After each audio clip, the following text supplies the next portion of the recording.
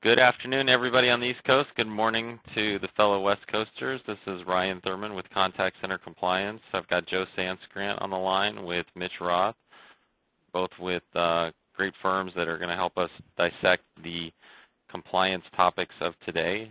If you've never been on a webinar with us, would you like to start with a quick introduction? So, Joe and Mitch, if you want to say hello to everyone. We've got about 80 or 90 people on the call so far. Mitch, go ahead. Good morning. This is Mitch Roth in beautiful Washington, D.C. Excellent. This is Joe Sanscrainte calling from New York City.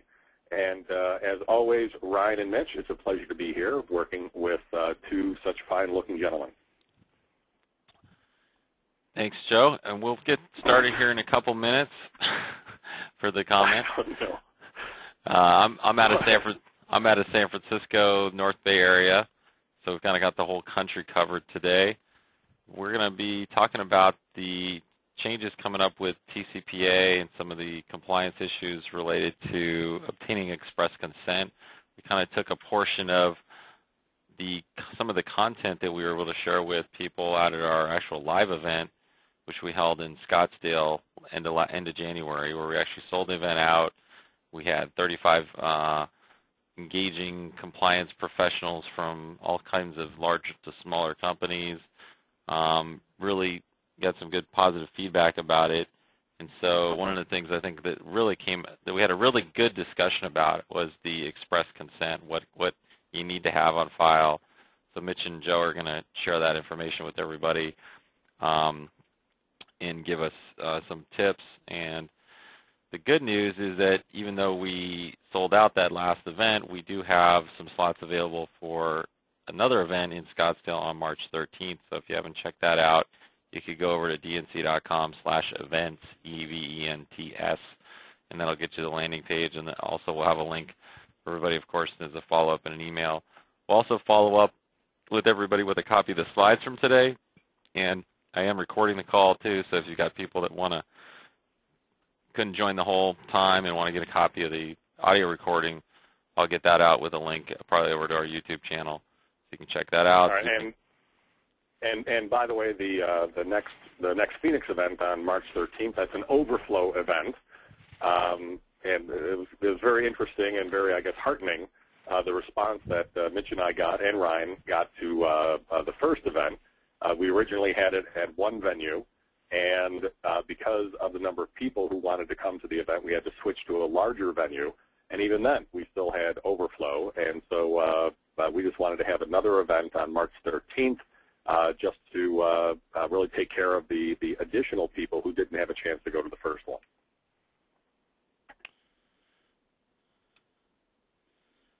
Hopefully everybody can see the slides up there on the GoToWebinar screen. GoToWebinar also has a nice chat feature, so if you have questions during the webinar today, feel free to text those over.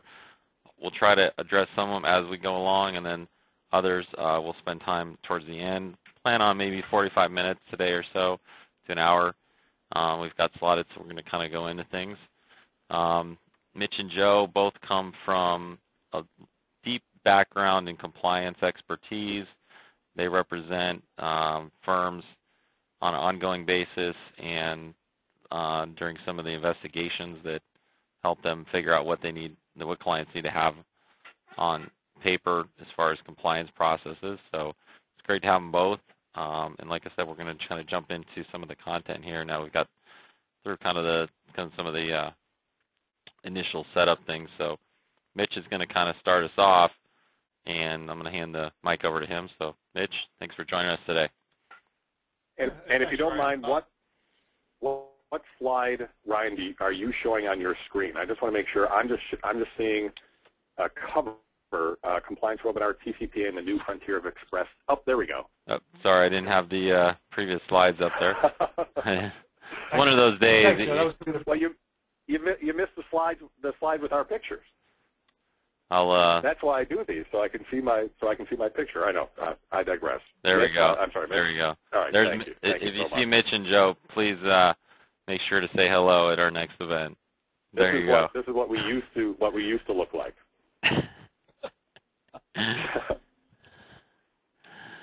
All right. All right. Now we're on back on track. I promise this will go much smoother here on out. Well, good afternoon, everyone, or good morning, depending upon where you are. This is Mitch Roth.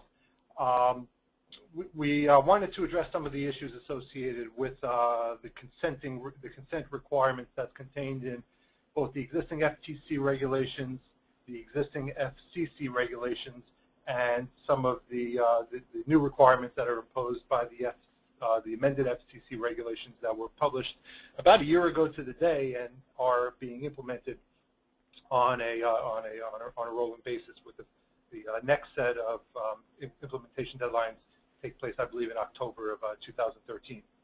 So there is a differentiation between the consent requirements. Some of them, in some places and in some contexts, prior express consent is required, and in other contexts, it's prior express written consent that will be required. And what Joe and I would like to do, and hopefully what you'll get out of this webinar, is a firmer understanding of the contexts in which all you need is prior express consent versus when you will require that higher standard of express written consent as of October of this year. So Ryan, if you can go back to the next slide, there you go.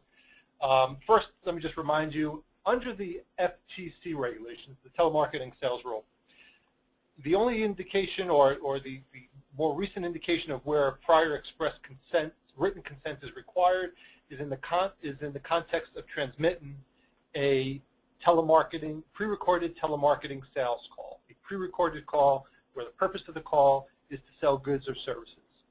In that context, since 2008, the FTC has required that the telemarketer or the seller obtain the express written agreements or the written consents of the individual who will receive that call. Ryan, if you can go on to the next page there. There you go.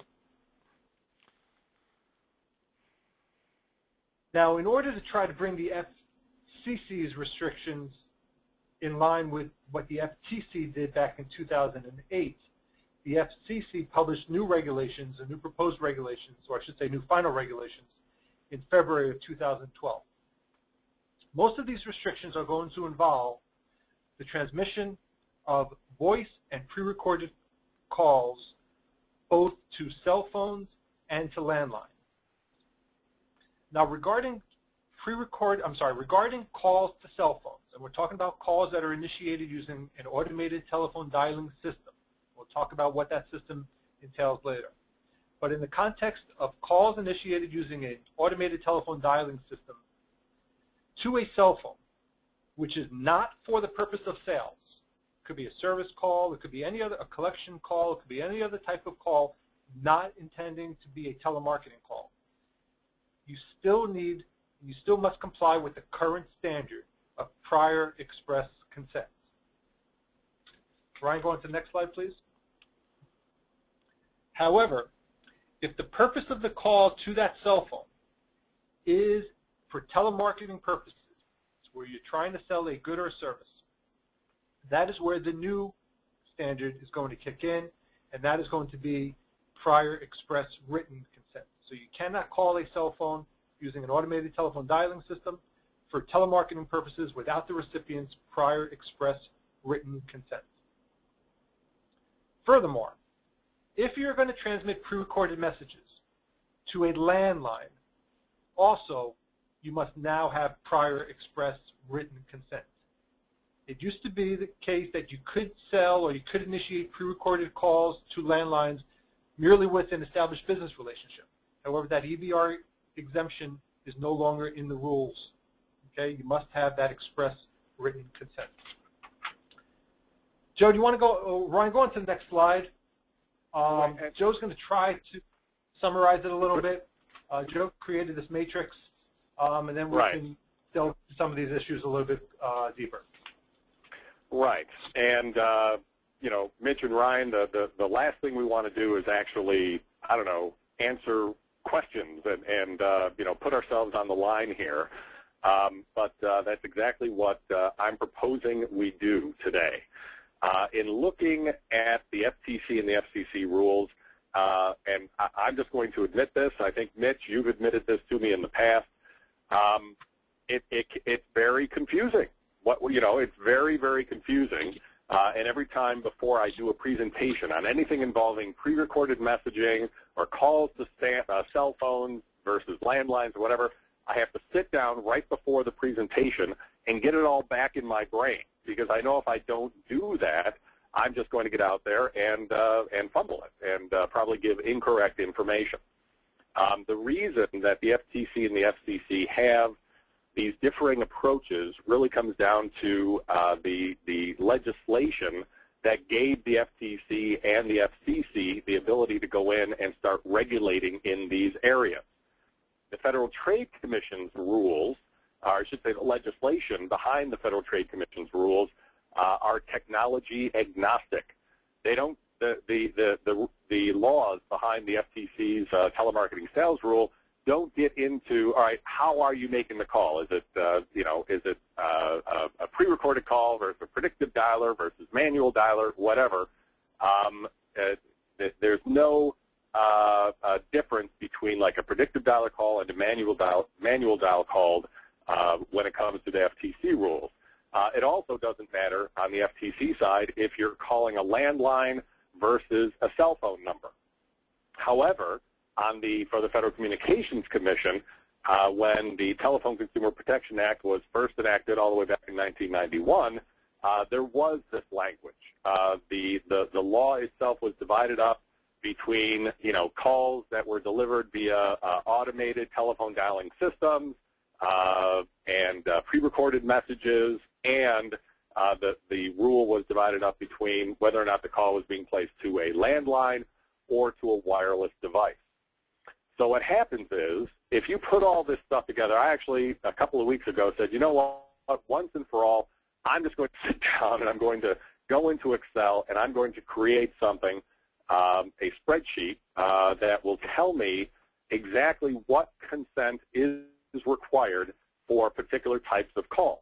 And as I was putting together this Excel chart, I came to realize, okay, well, that's why this is so complex, because there are so many variables, so many permutations here that you need to take account of when you're looking at these questions.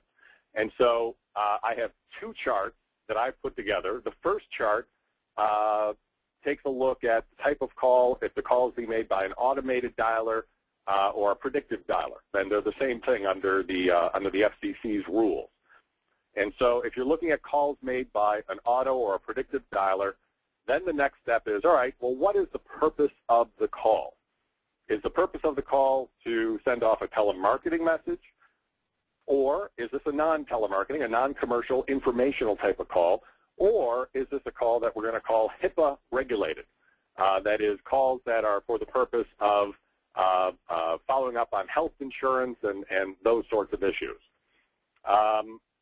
And then we need to take a look at the destination. Where is the call going to? And there are two options, either a wireless device or a residential line. And all we're doing right now is we're going to attempt, Mitch and Ryan and I of course have the cheat sheet over here. We're going to fill in this column, the empty column, the consent requirement column, and hopefully put in the correct information. So the first category that we have here is we have a predictive dialer call, automated dialer call for the purpose of telemarketing going to a wireless device. What is the consent requirement that has to be put, that has to take place here? Is it before or after October 16th of this year?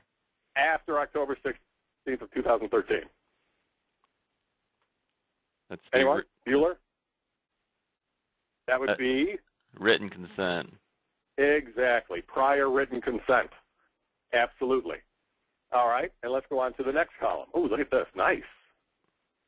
So while Ryan is writing that out there in pink ink, let's go to the next category.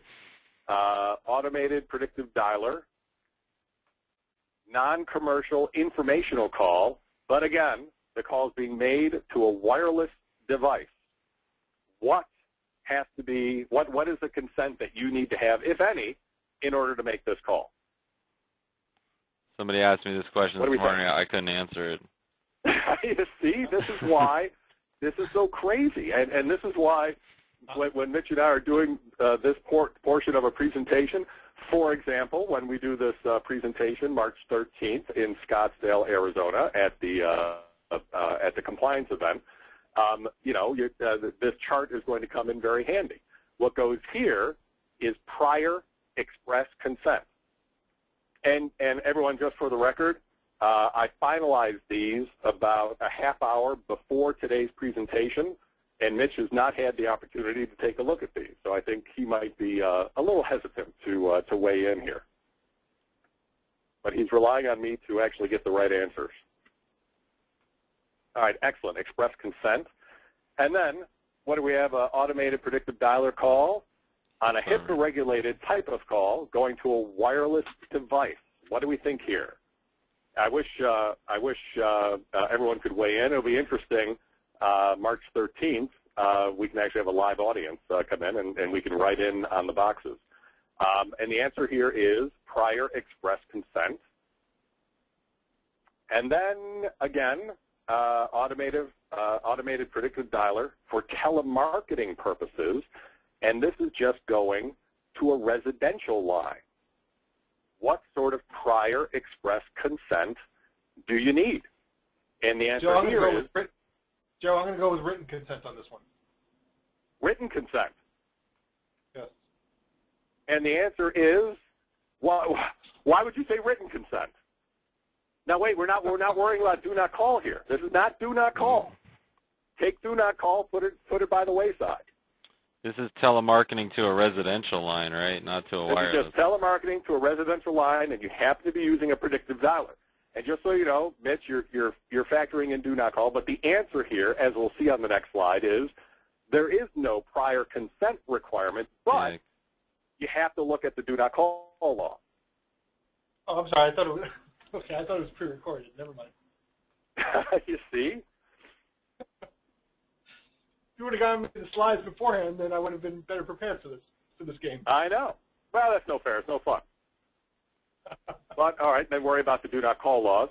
And, of course, when you're worried about do not call laws, what do? You call up Ryan at Contact Center Compliance.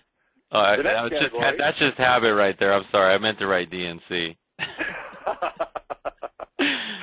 The next category, predictive dialer call for non-commercial informational purposes to a residential line. Is there any prior consent under FTC or FCC rules? Non-commercial informational. That's the same thing. And for those playing, and please, hey, no wagering out there. And the answer is no consent is required.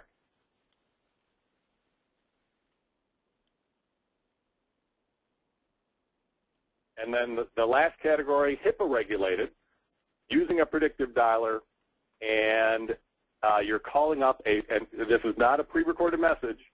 You're using a predictive dialer, delivering a live message to a residential line for HIPAA-regulated purposes, and the answer here is, again, no consent required.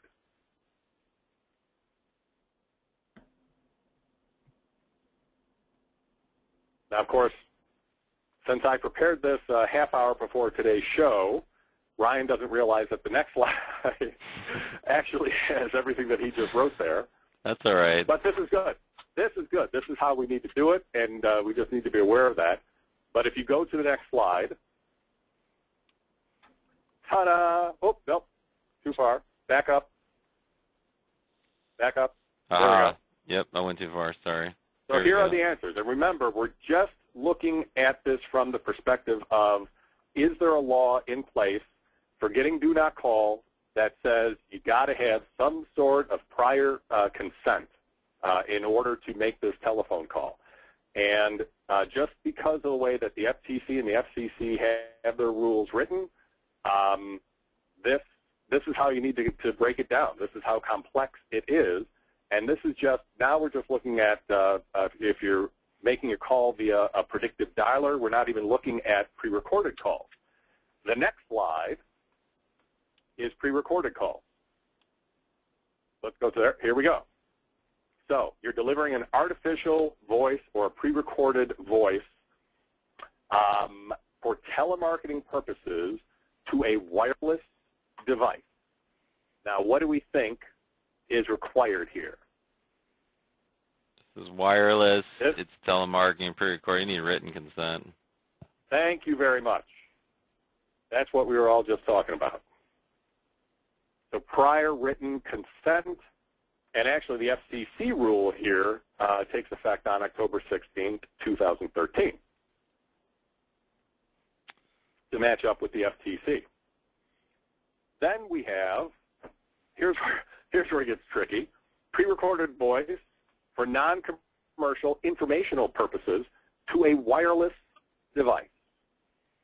What do we think here? Do we need written consent, prior express consent, or no consent whatsoever? I would say written consent because you're still calling a cell phone, and that's FCC, and that, yeah, that's what I go by written. And guess what? According to Joe Sanscrainte, the answer is express consent. Oh. You do not need written consent.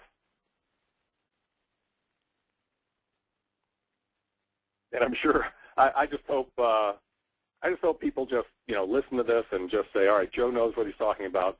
Don't question anything that I'm doing here, because I don't want to know. I don't want to have to go in and do this research all over again. Then we have pre-recorded voice for HIPAA purposes, again to a wireless device. What consent would be required here, if any? Oh, we got to have that for Scottsdale. Perfect. How about express consent? That would be correct. That would be correct. Perfect. All right, then EC, I like that. Pre-recorded voice for telemarketing purposes to a residential line. What, if any? You need express written. Exactly. EWC. And then the next category, artificial pre-recorded voice for non-commercial informational purposes to a residential line. Do you need, oh, what happened? Do you need any? Oh. That's right. We got it on the next slide. Okay. Do we need any consent if we're sending off a pre-recorded voice for non-commercial purposes to a residential line? Pre-recorded, non-commercial, residential. Still going to be express written, right? According to my research, no consent is required. This is just an informational call. Remember the calls for your like school closing and airline. You're telling people, hey, your flight was canceled. So it's a pre-recorded call, but it's to a residential line. No consent is required. And then the last category, pre-recorded voice, artificial voice for HIPAA, going to a residential line, any consent required, and this is kind of a trick question. Why is it a trick question? Because it's just specifically exempted. Exempt. So these calls are just exempted from the rules. It's just Wild West when it comes to HIPAA-regulated calls.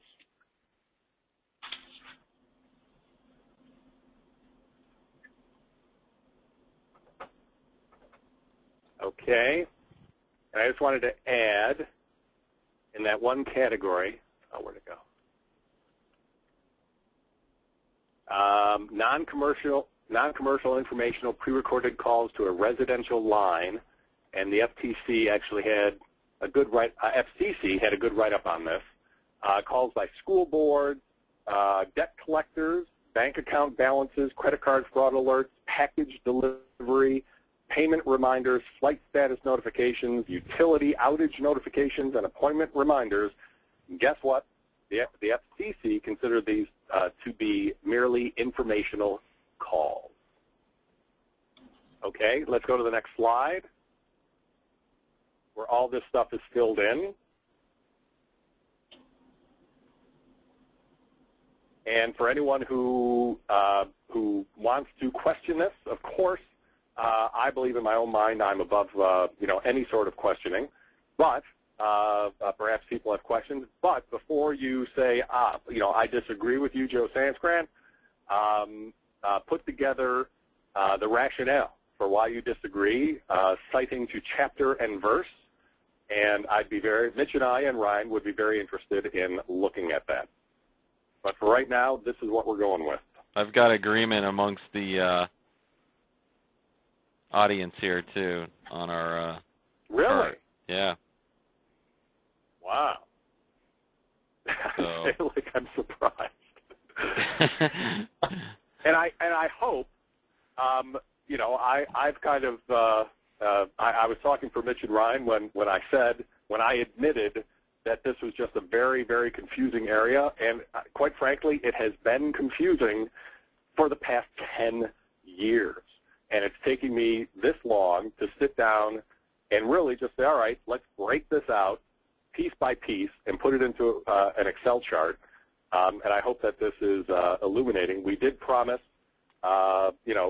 direct information regarding the consent rules, and we're delivering.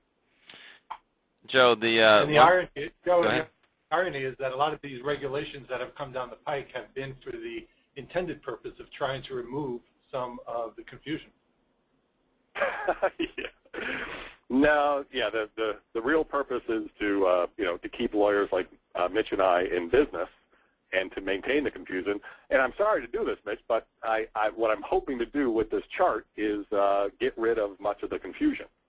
But chances are, I'm sure, I will just be generating my own additional layer of confusion, which ultimately will be a good thing. Yeah, Ryan, you had something to say?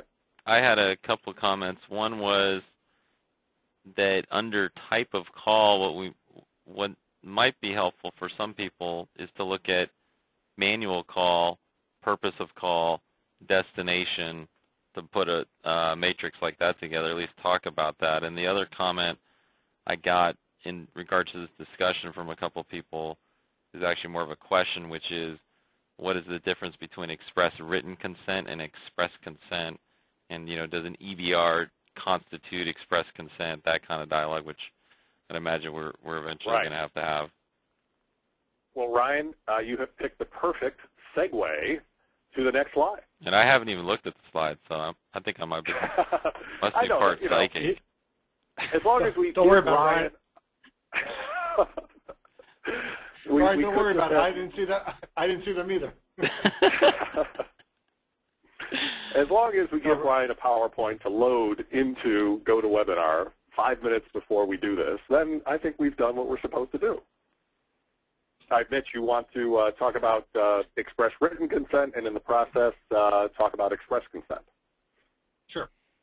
All right, let's spend a little couple minutes on really diving into what constitutes prior express written consent. The question submitted in terms of what's the difference between prior express consent and prior express written consent is a good one. It's a lot easier to define what constitutes prior express written consent than what constitutes just prior express consent, for the reason being is that the former is now actually included, the definition of that term is actually included in the new regulation. The FCC actually went ahead and defined what should constitute or what must constitute prior express consent, prior express written consent. And you see the standards, or you see the elements of prior express written consent on your screen, and there's 5 of them, obviously. First, well, it's got to be written, and that should be clear. Now, we'll talk about what constitutes, what the place for electronic writings is, and maybe even what constitute, and maybe even is there any place for digital voice recordings. But generically, it must be a written agreement. It's got to be signed by the person, and electronic signatures, as we'll see, is okay.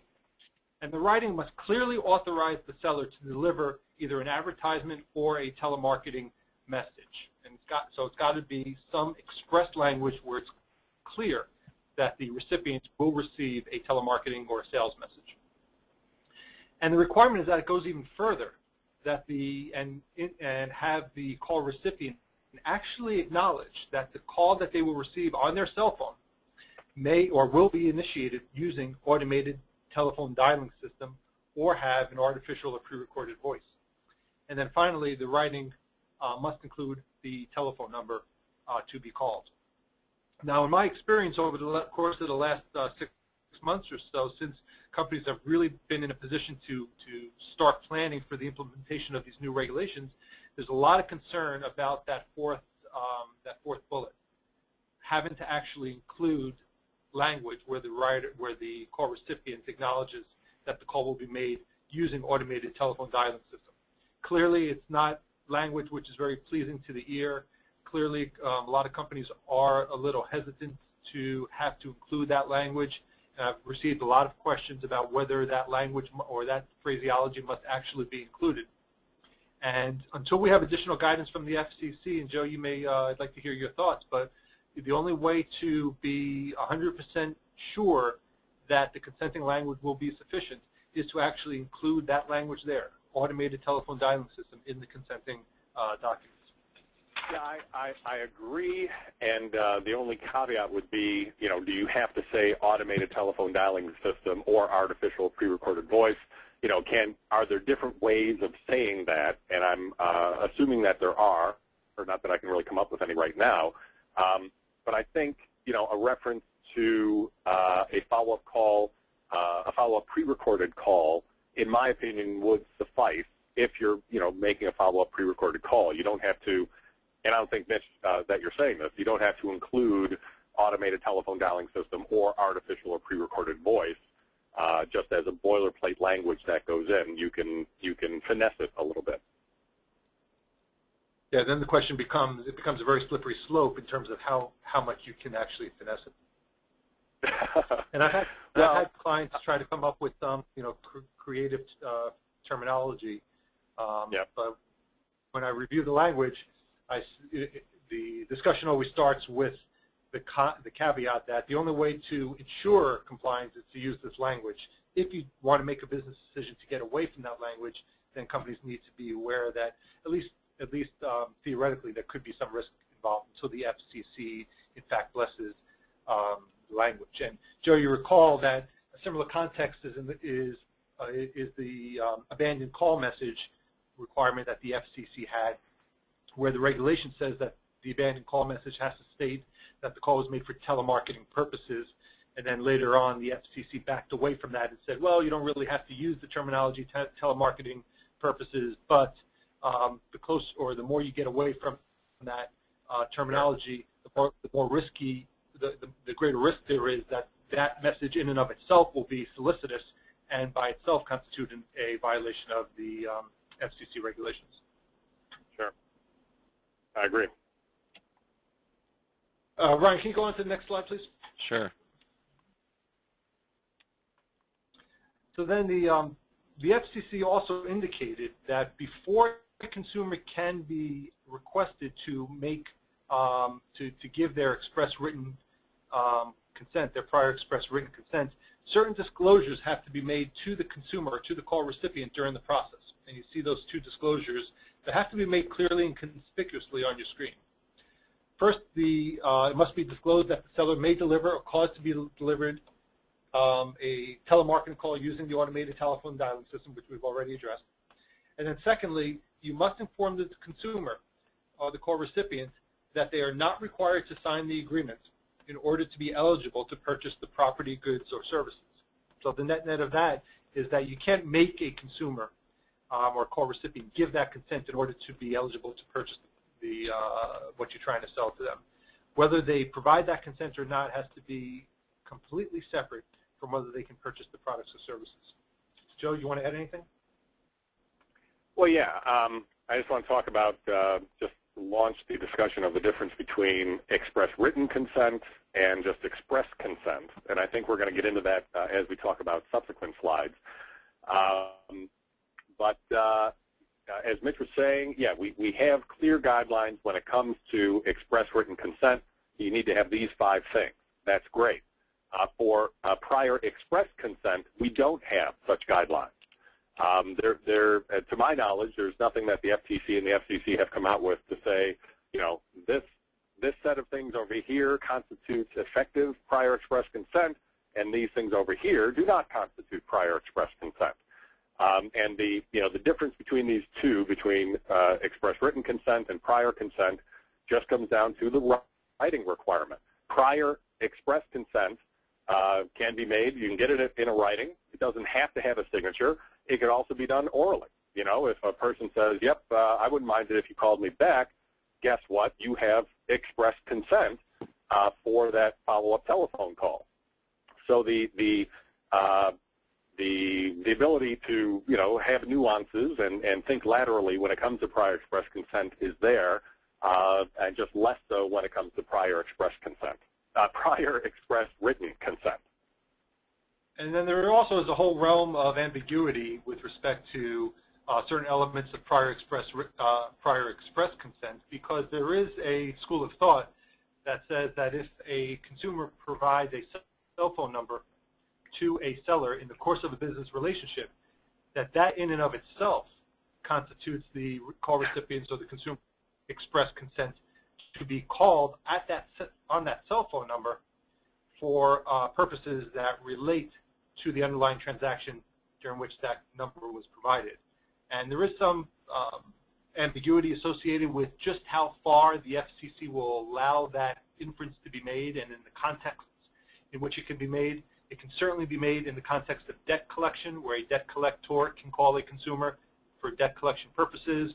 And then there is some a school of thought that says that same rationale applies to commercial telemarketing cases, but there are some people who are a little bit more conservative in applying it to that context. Does the consumer have to provide new express written consent every time they change their phone number with the company?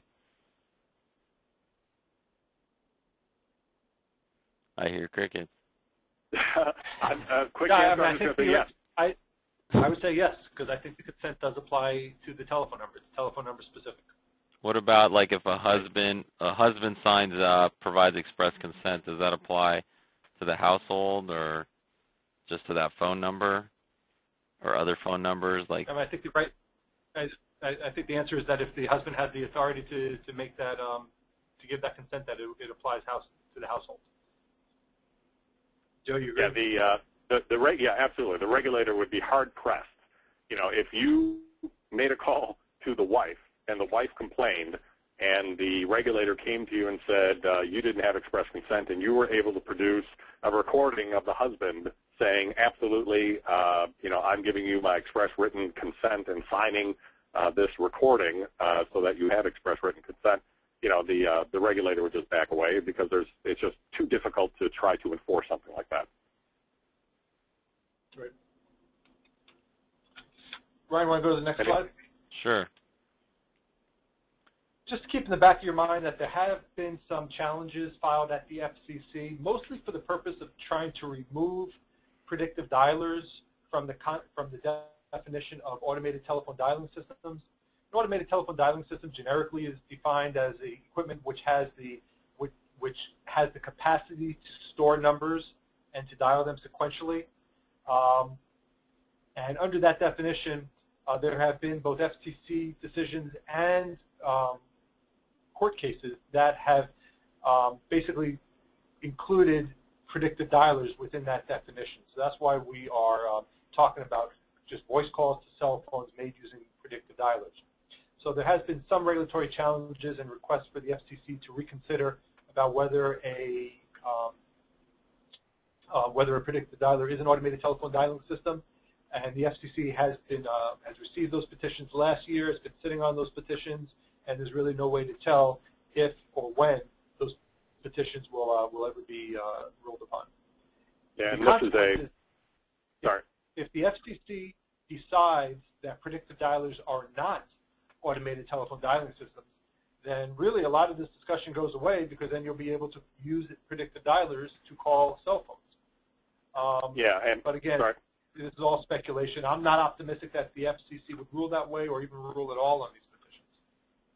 Joe? Yeah, I just want to say that this has long been a pet peeve of mine. Everybody knows what an auto dialer is. An auto dialer is one of those machines that were used to sequentially or randomly dial numbers. That's what an auto dialer is, and that's exactly what is defined in the TCPA.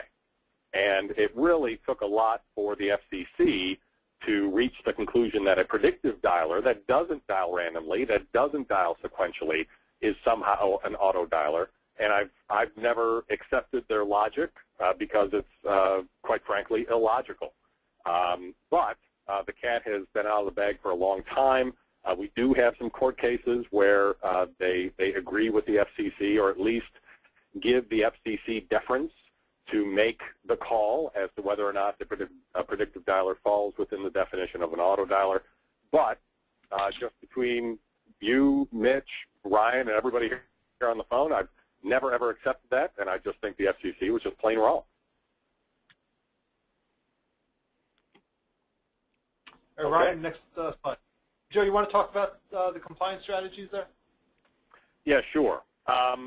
So when you have to deal with getting express written consent to make a predictive dialer call to a cell phone, which everybody is dealing with right now, what are the options that you have available to you? Obviously, if you get a piece of paper that a person signs, and the person is clearly indicating their consent to make a call to their cell phone number, either with a predictive dialer or with a via pre-recorded message, you're good. You know, you have it in paper.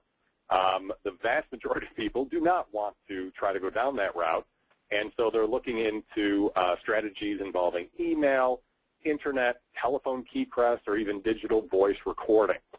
And each one of these types of technologies provides opportunities.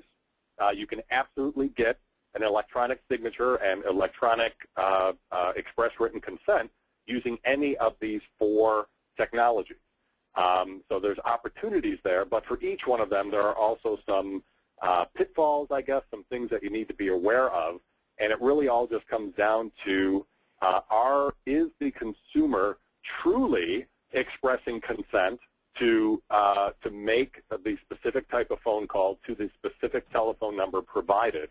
And this comes down to taking a look at each marketing piece that you have, the email that you're sending out, the website that you have, to make sure, with advice of counsel, that you are making the proper disclosures and that the person is doing enough to indicate that they are, in fact, signing whatever it is that they're signing. In order to get an electronic signature, you can't have a pre-checked box of some sort. You know, there has to be an actual action by the consumer to check off a box or do something. Maybe click on a button, and near the button there's some disclosure language that says, by clicking next, you are agreeing to X, Y, and Z. Of course, marketers, you know, want to get want to play around with where those disclosures are placed. I guess the standard thing is to have terms and conditions that people are agreeing to, and you have a 20-page terms and conditions, and you bury this language somewhere in the terms and conditions. The regulators aren't going to go for that. That's just long gone. That's not a possibility.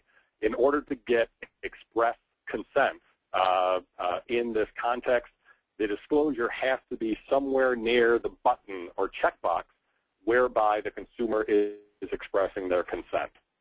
And then when you get into telephone key press and digital voice recordings, in my opinion, the main area of concern is setting it up so that the consumer understands that they are, quote, signing whatever it is that the transaction that is occurring here.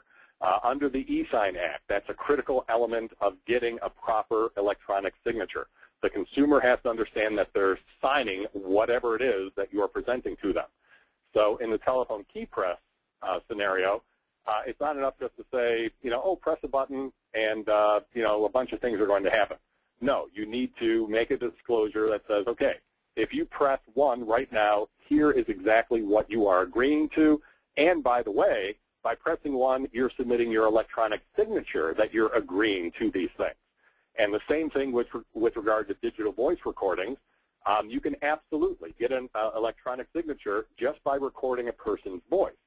And but in that context, I think getting the signature and getting the indication that the person truly understands that they're signing this electronic voice recording, that just becomes a little bit more difficult, and that becomes a scripting issue, and you just have to come up with sufficient indication and statements by the consumer that they understand what's happening.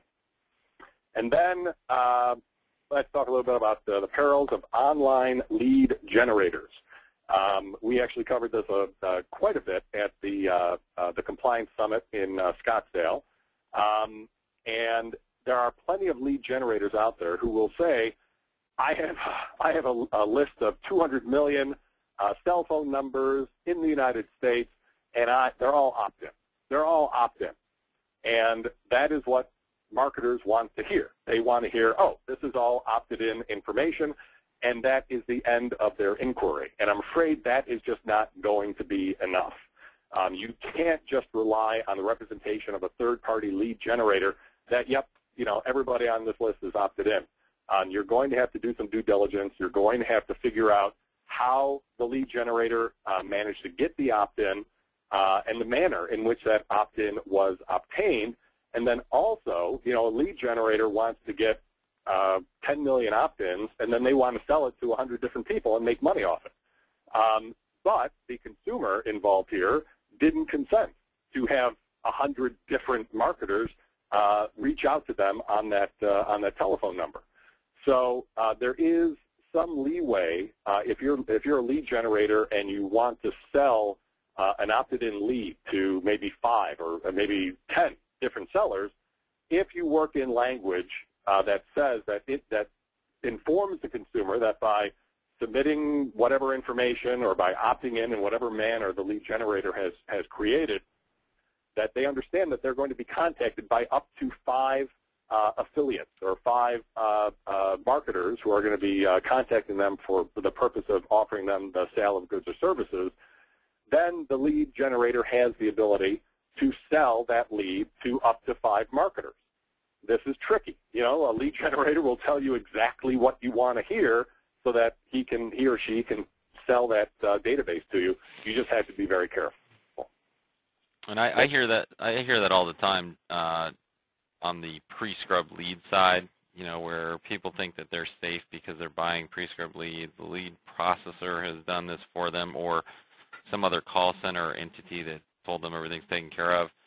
And that's usually not the case in terms of pre-scrub leads. That's usually a tip-off that you need to make sure that you're verifying those results. So anybody on the call today that would want to run a sample list either for wireless ID or to compare results on what's actually on the DNC list, sometimes people are surprised by what scrubbed really means, because a lot of the data providers also don't have the proper licenses to get the state do not call list, because sometimes you have to post a bond, pay for those lists, etc.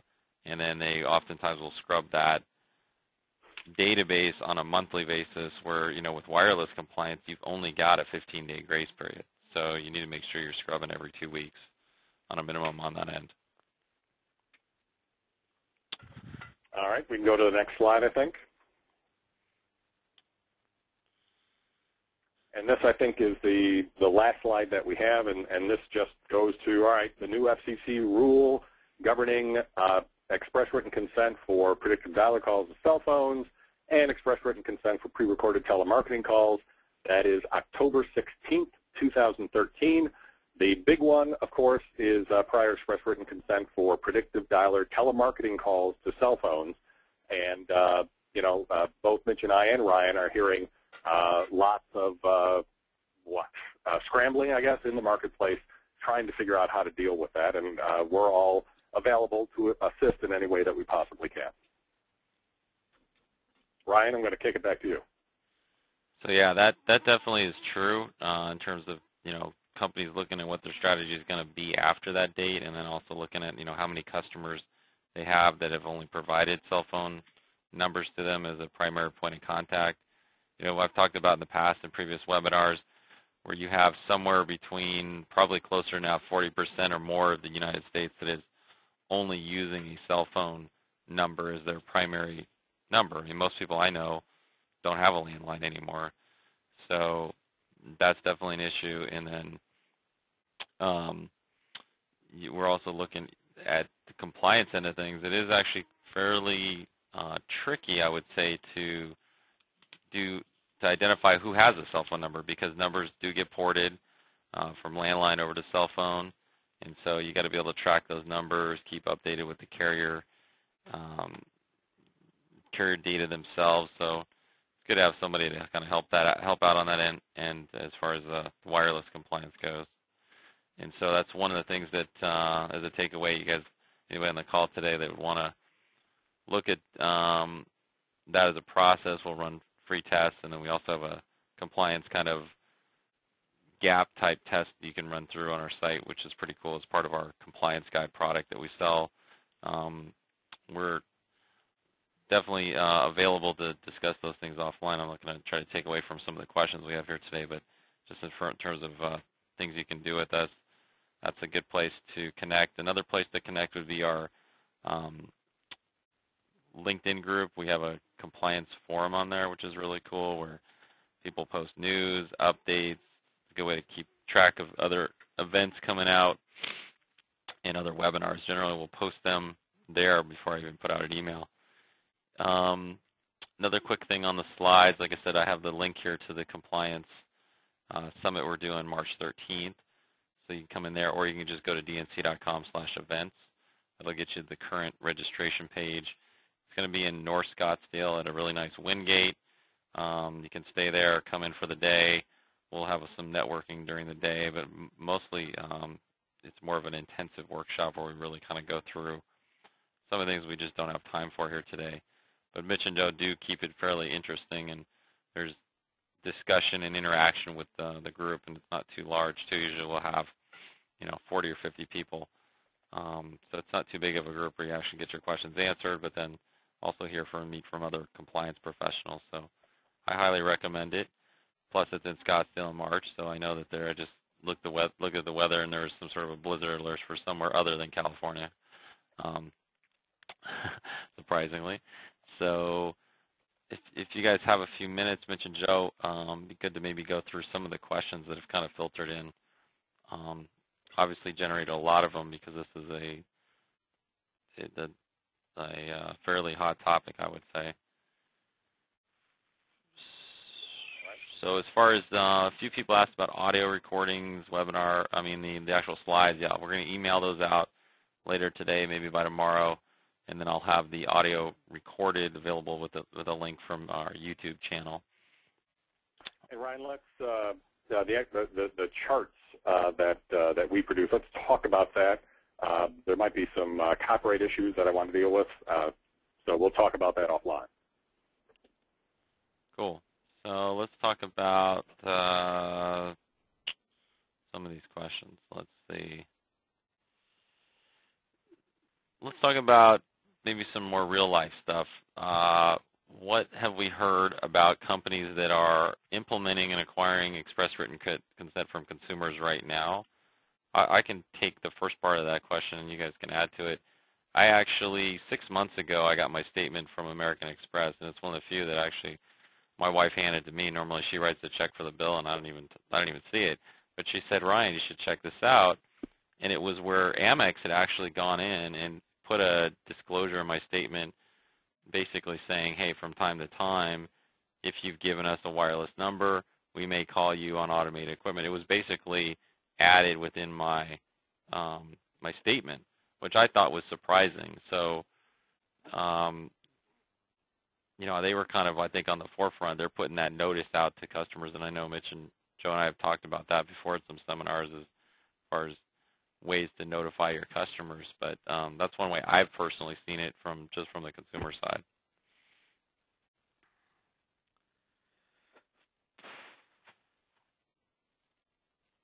Let's see.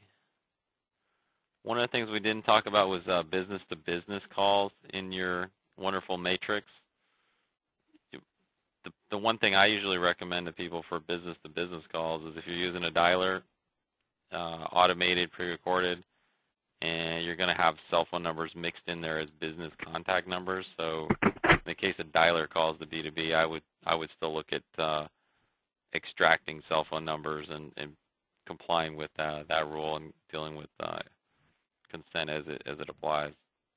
You guys want to add anything on that? I agree. No, And Ryan, can you hear me? I just switched off my headset. Yeah, you're good.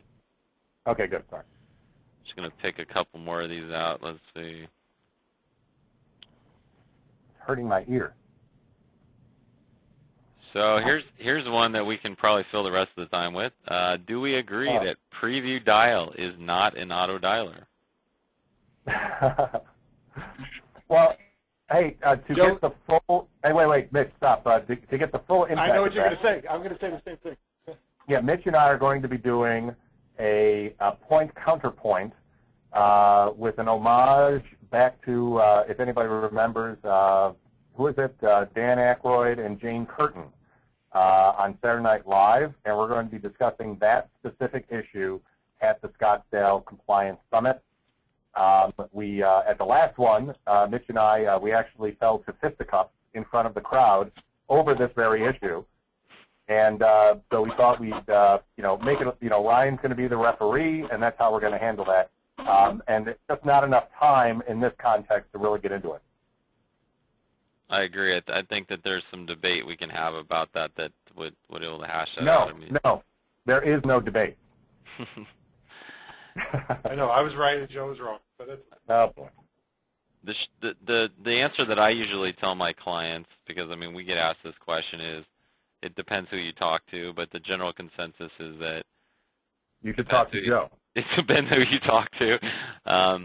It depends, how you really have to look at how your preview dialer, what that means in terms of your dialing strategy, how that preview dialer is, quote, set up, what type of other dialing you may do. Is it on the same system? What's your view of the definition, whether you talk to Mitch or Joe? That kind of depends. In what type of compliance strategy that your company kind of adheres to as a whole. So it's definitely debatable. What about another question we can get a quick answer for, because this is actually a good one.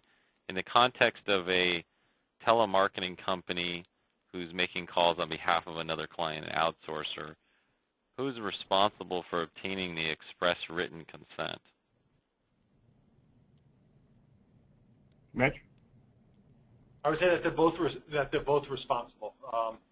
If the seller is going to have one of its vendors initiate calls to cell phones, the seller should accumulate the consents, and the vendor should not initiate the calls without getting some type of assurance from the seller that the consents were collected.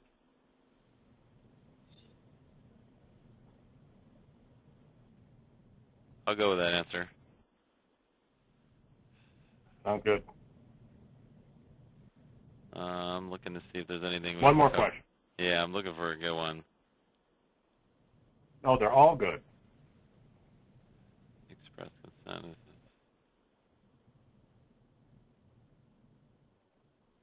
Except any question from Reed Hauser. Reed, I don't know if you're on the phone. That was just a joke. Here's a good one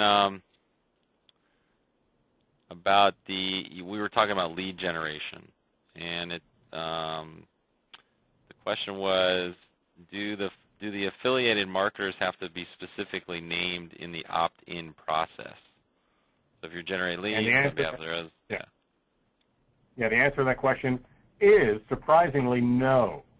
And the reason I say that is due to enforcement actions by the Federal Trade Commission and the FCC, where they've looked at this issue and they've indicated that it is acceptable for a lead generator if everything else involved with the express consent is good. If the lead generator happens to know the identity of the specific marketers that this information is going to, then they need to divulge that information. If they do not, it is acceptable to simply give the consumer the number of marketers that might be calling that consumer based upon the information submitted. And this is admittedly kind of slippery language, and at some point in the future, the FTC and or the FCC might choose to tighten that up. But that is the state of the regulation right now. One other quick question I'm getting poked about, which is there's technology out there where you can deliver messages to cell phones without the cell phone ringing, where you basically inserting a message. Cell phone companies can do this themselves, but there's some people that have used it for specific like collections or just consumer relations. Is that subject to TCPA in those rules, or does that kind of get around things because the phone's not ringing and they're not, quote, getting charged for the call? Have you guys heard anything about some of these technologies? When the consumer goes into their phone to listen to the call, they are going to be charged. That is, that goes into their minutes. So guess what? That practice is regulated by the TCPA. And the only type of entity that is able to deliver messages in that manner is a telco. There is a specific exemption for telcos because the telcos have the ability to deliver those messages and set it up so that the consumer is, in fact, not charged in any way for the call. Everybody else doesn't have that ability, as far as I understand it, and therefore those calls would fall under the TCPA. Hey, Joe, I actually agree with you. Oh, well, there you go. Even if the phone isn't. Well, then then I have to rethink what I said. All right. Yeah, we can take that one offline to the. I mean, there's some other nuances that might apply, but I think I think we're running out of time here, and I know that there are some other questions maybe we didn't get answered, but certainly you guys can regroup, or we can follow up on an email thread. And like I said, yeah, Ryan, just send them to Mitch. I'm sure he'll be happy to reply.